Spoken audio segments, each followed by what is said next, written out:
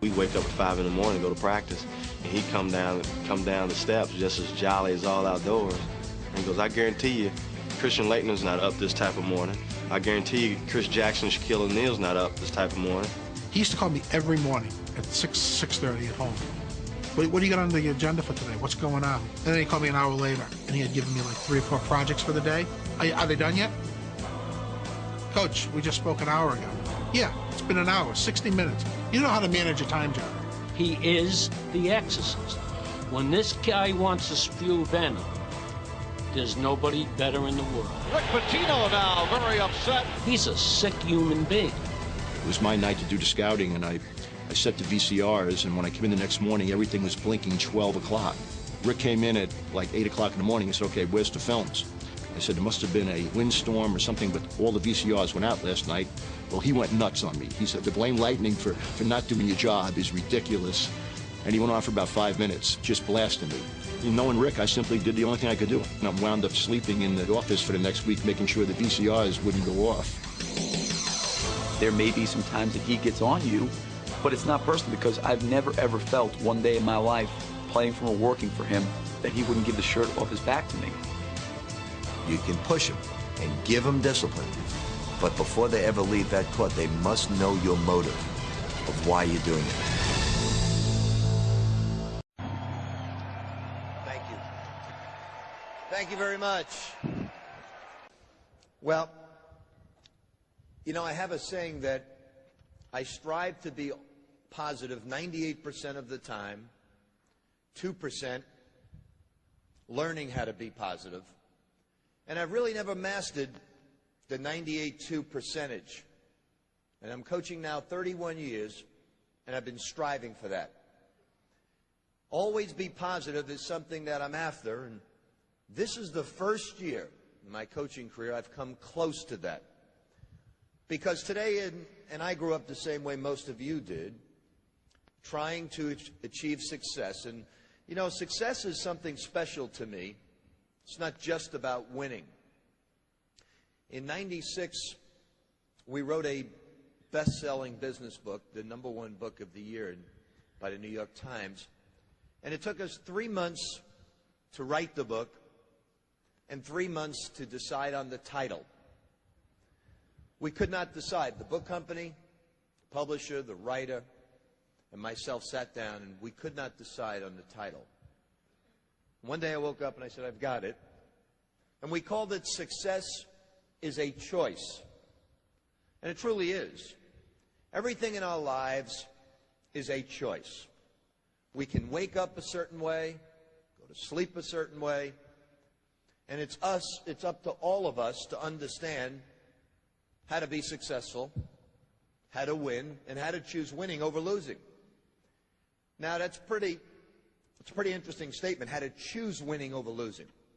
I've been choosing to wake up each morning a different way in the past 2 years. I want to let you know, although we've won a lot, and I was listening to the intro, we've had 3 Final Fours in 5 years at Kentucky, and 3 different schools have gone to a Final Four. We've won a championship. We've been a runner-up. But it hasn't always been that way. No coach can boast that type of record. Because just a short while ago, after winning a championship and then being runner-up at a champion, I was enticed into a different situation. The professional ranks called once again. I coached the New York Knickerbockers 20-something years ago. And then from there, the Boston Celtics called me and said, look, we'd like you to be the coach. Then I started writing down the pros and cons. And the pros were really about 10 yards long.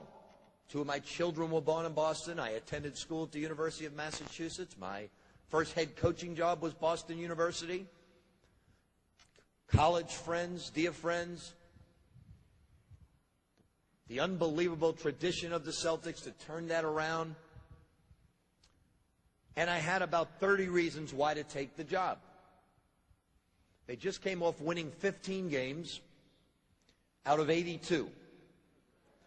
So there's no place to go but up. And then I left out one small item. And it wasn't until one of my players, and I was also president of the team as well, not until negotiating his contract when I said, look, this is all I can give you. And he said, Coach, would you have taken that to be the coach of the Celtics? I said, of course not. And he said, how do you expect me to take it? And for the first time, I realized that my left-hand side of the ledger, those 30 things of why I was choosing, was really not the reason. It was the 10-year contract and the $50 million they were paying me was the real reason I was taking that job. Now, by the way, that's not a bad reason. I don't mean to say that it's not a bad reason. But it's not the right reason. It really is not. See, we live in a different age today. This is the age of instant gratification. We are part of the microwave society. We want to put a meal into the microwave, and in 2 to 5 minutes, we want something to come out that's extraordinary. We do not want to move up the ladder. We do not want to deserve victory. We want to be a CEO in a very short period of time. We want to live in a beautiful home, have nice clothes, drive a nice automobile, but we want it now. We don't want to listen to a 10-year plan, a 3-year plan. We want it now. The athletes I coach want it now.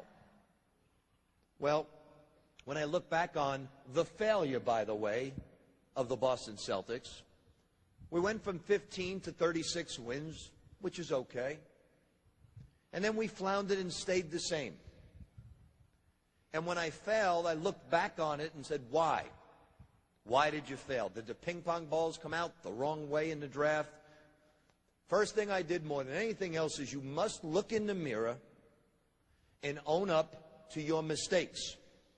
You cannot point fingers elsewhere. We are all going to make mistakes. It's how we handle the mistakes is the key to becoming extraordinary.